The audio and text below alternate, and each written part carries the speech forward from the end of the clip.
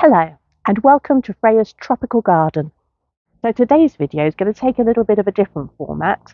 I've divided the video into chapters. Hopefully this will make it easier for you to navigate your way around the video. I really value your feedback, so please let me know in the comments below what you think. Coming up in today's video, we take a look at one of the most important plants in my garden, the Musa Basjoo.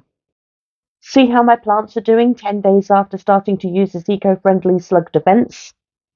We take a look at my tropical garden at night and some of the inexpensive products I use to illuminate it. I'll talk about how to identify and treat Blackspot on roses. And there's another chance to see how I fertilise my tropical garden. But first, let's take a look at what's changed in my garden since the last video. My irises are now flowering. This is a variety called Yellow Flag. My voodoo lily has flowered.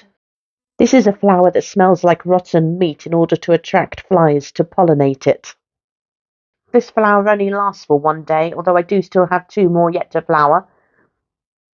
And it looks like my dracunculus voodoo lily is about to produce its first ever flower. Notice how this one flowers from the top of the plant rather than from the ground. My spotty dotty flowers are now opening up. And my peony is adding a lovely burst of colour into the garden, although unfortunately these don't last long. Both the white and the blue aqualegia are self-seeded in my garden, and I do think it's lovely having both colours mixed together. This anemone variety called Mr. Fokker is still flowering, although my azalea is now finished. And I've planted my caladiums out into the garden, which give a lovely splash of colour in a shady corner. This Washingtonia palm tree is recovering nicely now, although unfortunately there's still no signs of growth from my Phoenix canariensis. And I've decided to remove this dead Washingtonia. I don't think this is going to come back, but I have one growing in a pot that has survived this winter, so I'm replacing it with that. It doesn't look great yet, but hopefully it'll be lush and green in no time. And my Celosia dragon's breaths have arrived from Marshall's, although I wasn't very impressed with how they looked in the box when they arrived, but the main thing is they're still alive.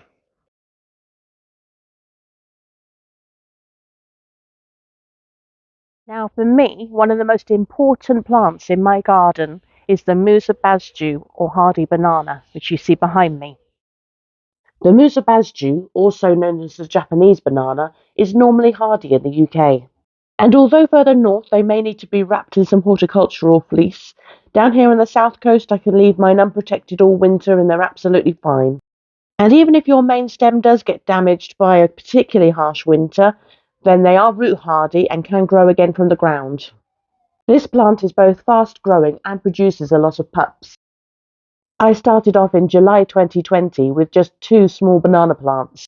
By 2021 they were already the most dominant plant in my garden.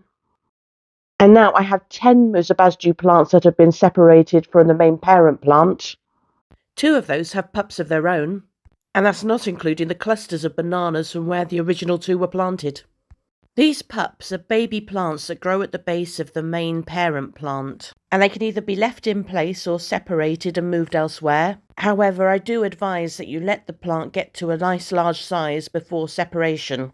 I've separated these at various different sizes, and they do grow a lot faster while they're still attached to the main parent plant. To separate a pup, you need to cut through the main white corm which connects it to the parent plant. This is under the ground, so it's a good idea to try and cut as close to the parent plant as possible to make sure that you get a good amount of root come up. If you try dividing small pups, you'll often find they haven't yet got roots of their own and will not survive. This one has some good roots, so I'm going to plant it straight into its new location. However, banana plants do lose a lot of water through their large leaves, so I'm just going to remove them to help give the plant a chance to establish new roots.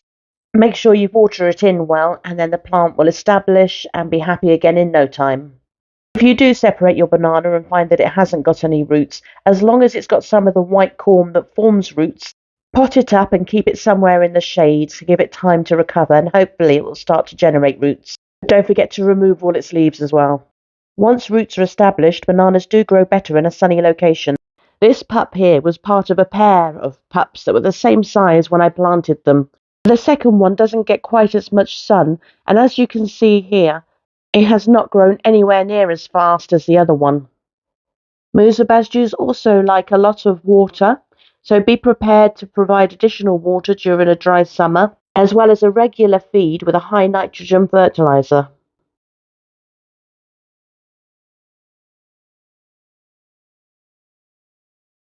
So in one of my earlier videos, I showed you a product that I'm testing out to combat slugs.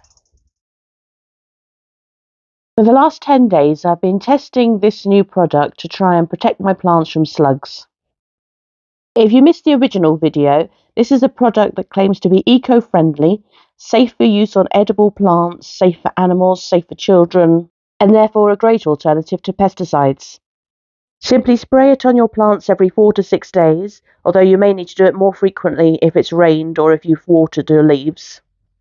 So I filmed some of my most slug damaged plants being sprayed 10 days ago, and then I filmed them again 10 days later so that we can compare the difference and whether the plant is now doing better or worse.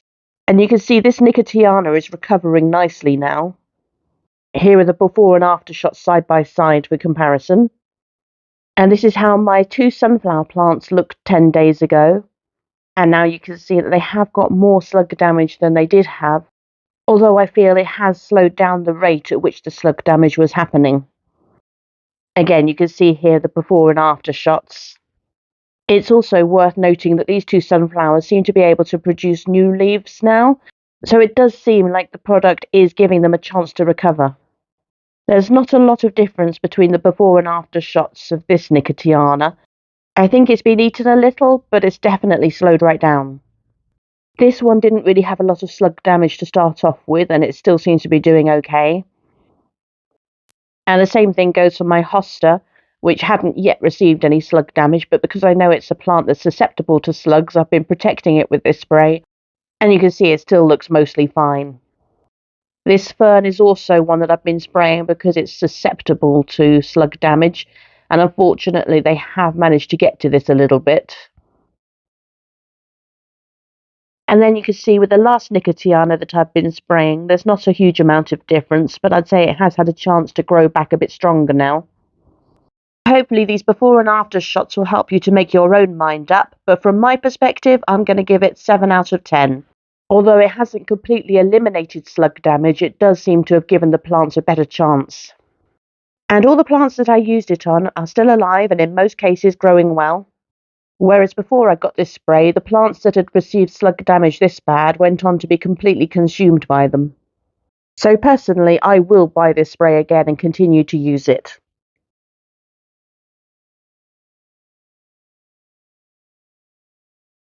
Of course, the best time to enjoy this garden is on a lovely sunny day, but we also spend a lot of time in it at night. Although daytime is definitely the best time to enjoy a tropical garden, by introducing a few strategically placed lights, you can bring this alive at night. Particularly as the weather warms up in the evening, we love sitting outside as the light begins to fade.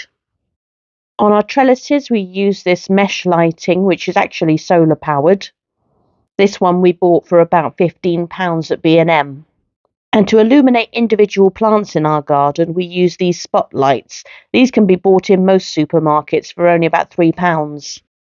To illuminate our paths, we use a rope lighting. This is also solar powered. And we just run this around the edges of our border. And then for features such as this frame for our clematis, we use a very thin wired lighting. And this is also solar powered. It's surprising how much light some of these solar powered lights can give off at night. Just make sure you point the solar powered panel in the direction where it's going to get the most sun. Finally, we've got these plug-in lights in our gazebo. Although the plug-in lights are a lot brighter than the solar lights, these again are very inexpensive and we pick these up from a supermarket.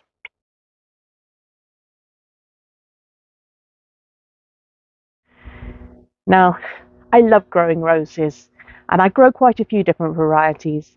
Roses such as this one called Roald Dahl. However, they are prone to getting a disease called Blackspot. Blackspot is a serious disease that affects roses and can be identified by black or purple blotches on the leaves. Leaves may turn yellow and drop off the plant. and the rose will probably not be producing as many flowers as it should. Badly affected plants may look very straggly and eventually die. Now, harsh as it may seem to lose such a lovely flower, I'm going to put this in a vase of water so that it's not lost.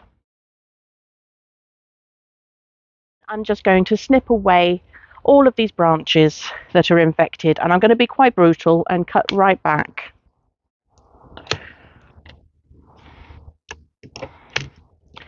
This may not grow well this year, but hopefully later on in the year it'll come back with some good growth. Now I've cut this right back, and the new growth that should come back from this will be a lot healthier and a lot stronger. As you can see, I've taken this right back to the old wood because the plant was very badly infected. Once you have removed all the infected material, spray it with a good anti-fungicide. You can use something like Rose Clear, although here I've used Fungus Fighter Plus. Next, it's really important to remove all these infected leaves that have fallen into the soil around your plant. If you don't do this, you'll just be reinfecting your plant straight away. I've got quite a few leaves in the soil here, so I'm also going to be removing the top layer of soil as well, which also happens to be good for weeding. Ideally, I'd remove the plant from the pot and give it a complete set of fresh new soil, but unfortunately this pot isn't going to be very easy to get the plant out of. So instead, I've replaced the soil that I've removed with fresh compost. Now, of course, if you identify the black spots early enough, you will not need to do anything quite so dramatic. Just remove the infected leaves from the plant and make sure you've removed any leaves that have fallen in the soil around it. Now we're going to take a look back at a video I produced earlier this week on how I fertilise my garden. I'm going to be fertilising my garden, and for the first time this year I'm going to be putting down the chicken manure pellets. I'm using this 10 kilogram tub, which I know looks like a lot, but it really won't go far around my garden. Chicken manure pellets are a really good source of nitrogen, so they're particularly good for green leafy plants like the ones that I grow in my garden. So as you can probably imagine, I get through a lot of it. As you can see, I'm just using my trowel here, and I'm giving about 2 or 3 trowelfuls, depending on the size of the plant. I am focusing mostly on those plants that I expect to put out some green leafy foliage this year, such as strelitzias, cannas, palm trees, bananas, and colocasias. The main downside of chicken manure pellets is the smell, unfortunately. It's not very pleasant and it can linger for a few days. However, the benefits to your plants really are worth persevering with this. If you're planting new plants, you can mix the chicken manure pellets directly into the soil so that it gets down to the roots faster. But it's still effective just to scatter them around the base of your plants. You can then give them a good watering so that the pellets start to break down, or just wait until it rains next, if you've got any rain due. Because chicken manure pellets break down slower than liquid fertilizers, this won't need to be done quite so often in your garden. I apply mine 2 or 3 times in a year, and you can see I can get through a whole tub in one go. The other main type of fertilizer I use is liquid seaweed. This needs to be applied much more frequently, and I aim to do it every 2 weeks. And if you want more information on this, I'll do a video next time. Thank you for watching Freya's Tropical Garden. Please don't forget to leave your feedback in the comment section below.